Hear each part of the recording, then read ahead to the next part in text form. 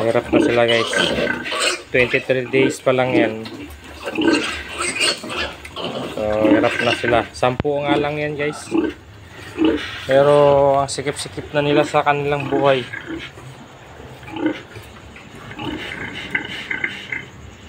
Patitingnan natin kung